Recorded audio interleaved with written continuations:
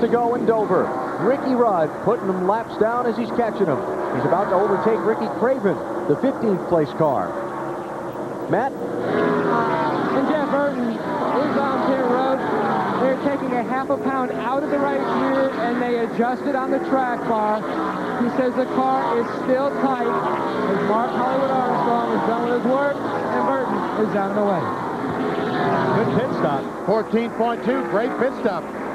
What I talked about, I challenged all these pit crews some time ago, folks, that if they can make a pit stop under 13 seconds, I will give each man that goes across the wall $100 apiece. The BP Challenge. BP Challenge. 4-tire pit stop. 4-tire stop, and they can't come back in at 20 laps with loose luck, that's either. Yeah, yeah, that doesn't count.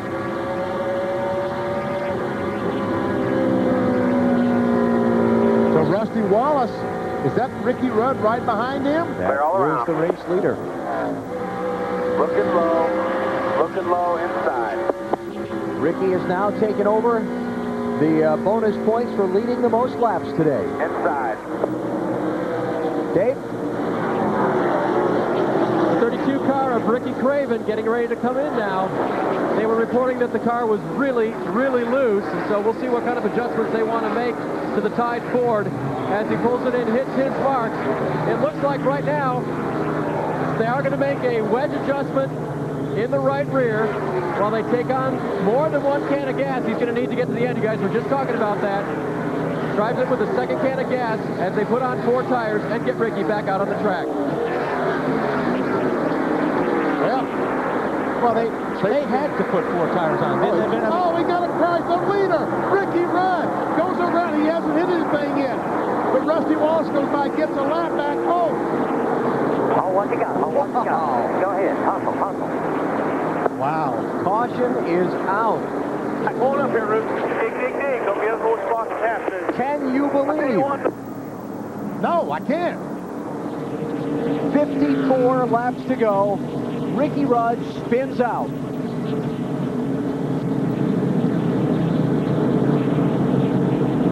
There we see all the spotters. He was trying to get around the 2. I don't know how close they were. We didn't get to see it yet. What's it look like, BP? See any evidence? No, but I do know he has remained in the lead lap. Pit road was closed this time by. Pace car hasn't picked up the field yet. That's kind of a break for Rudd. He gets to catch back up before they start coming in. Ricky's got plenty of time. He's still in good shape right now. He's back in 7th place. And another guy that didn't hit anything. How are they doing I don't know. Man, these guys are really good. These guys are really good to spin and not hit anything. I used to hit the wall so hard here, I thought I was Benny Parsons when I woke up. Thank goodness it didn't look like it. So now the challenge out for Rudd's crew. Track position. Let's see if we can tell what might have happened to Ricky Rudd. I don't think this is the incident there. The lap before, Rudd trying to put a lap on Rusty. Bounce a little bit there. And we see Jarrett's right on the back bumper. Did Rusty hit him? Yeah, Rusty got into I believe the Rusty back got of in the him. bridge. Wow. Remember Bristol when they traded shots at the last lap and after the checkered flag? How about that? Marty? Jerry Nadeau is in, running 3rd, tight off of the corner. He was the fastest car on the track for much of that last run. Half pound in the right rear and 4 tires. This looks like a very fast stop so far. They drop the jack. He heads on the track to Bill Weber.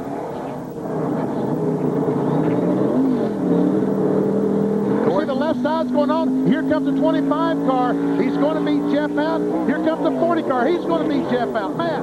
A track bar adjustment on Tony Stewart as the left side tires go on. They adjust with air pressure. He needed help in the final third of the corner. He was a little bit tight today. New leader Dale Jarrett is already gone. He beats everybody off of pit road. The only adjustment they made was to take a half pound of air out of all 4 of the tires to try to give him a little more grip. Rudd's crew gained him a couple of spots on their stop. Got him out 5th. That could be big. I'll tell you what, see that smoke coming out of the windows of 28? That's coming out of Ricky Rudd's helmet. And I'll tell you what, if Rusty's anywhere near Ricky, it's going to be big.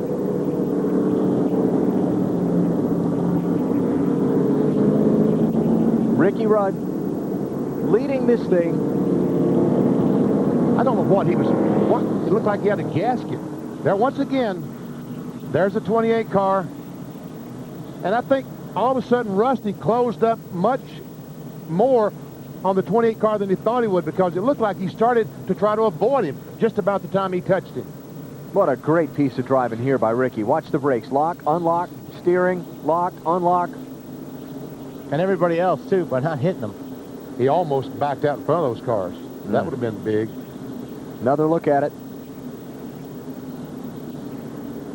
I don't know. No, he hit him. He looked like he was on the gas to me. He hit him. Little payback. Maybe thought Ricky roughed him up coming down the front stretch trying to lap him the time before. Well. Not over yet. Because remember what the 29 and the 28 at Richmond. Remember I talked about Bristol a minute ago with Rusty and Ricky? Let's go back and take a look at that. This was in the final lap of the night race, the Sharpie 500 there. Racing for 4th position. Excuse me, I want to come through. Here we go. Here's what we're talking about. This is the last lap. There we see Rudd gets to the back of Rusty, goes, takes that spot away. Now Rusty, the checker flag is waved. Rusty comes down and says, Ricky, why did you do that for, man? But they're racing for position there. They're not putting each other a lap down. Or one guy putting another car lap down. Dave Burns. And I'm with Micah McSwain, the crew chief now. Fatback, what did Ricky tell you on the radio? He didn't say a whole lot, kind of like Richmond deal. You know, this just riled him up a little bit. I mean, you know, that's kind of a chicken deal, the way Rusty handled that out there, you know. He had a bad day and he took it out on us. But that's racing. It ain't over yet. We're running 5th. So he just kind of ruffled old, he ruffled old Rooster's feathers, did he?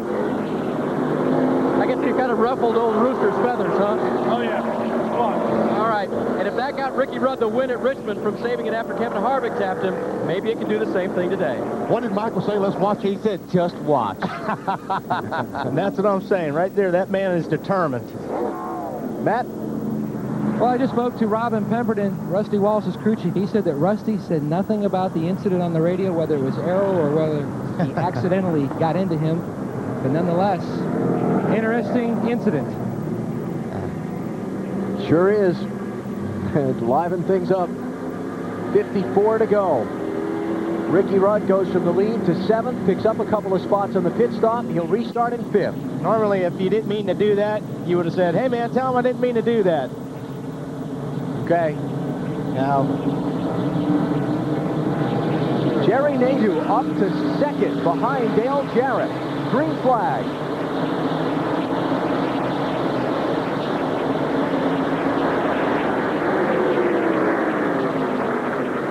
Kind of brings Dale Jr. back into the mix here, too. He's up into 3rd. Got Stewart 4th, Rudd 5th, Marlin 6th. The 32 and the 99 car, both those guys caught a tough break. They made their pit stop. The caution flag came out. Now both those cars are lapped down. Jeff Gordon back in 8th place now. Bill? Allen, they came down pit road on the long runs. The 24 car seems to lose grip at the end of the run, so they made a half round of wedge adjustment, 4 tires, and they put that wedge in the left rear. But on the long runs, the 24 car loses grip at the end, 15.52 on the stop.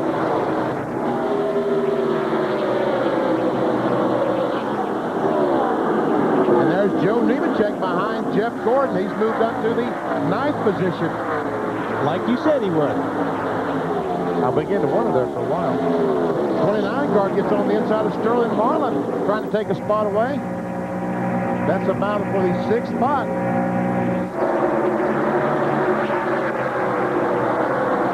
Harvick for 6th. Now Jeff Gordon challenging Marlin for 7th. Harvick looks at his back bumper out the rearview mirror, sees all this going on, and Jeff Gordon takes a spot away, moves into 7th.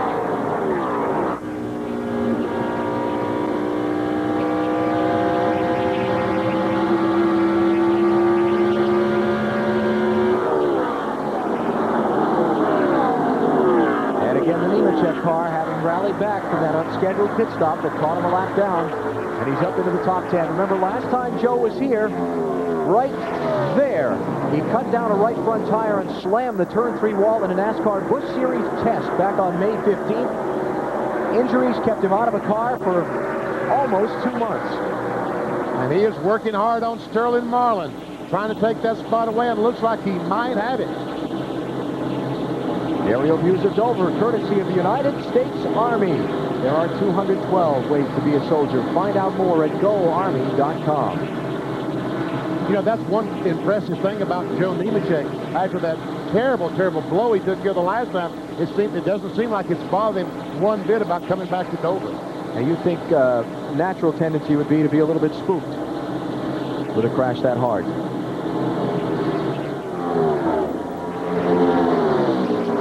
Harvick and Gordon, 6th and 7th. Trying to put a lap on Craven. Clear, all clear.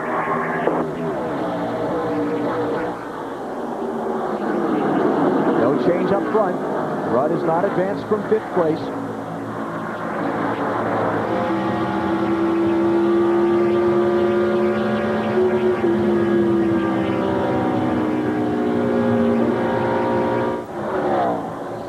And now Nemechek trying to deal with the lap car of Craven.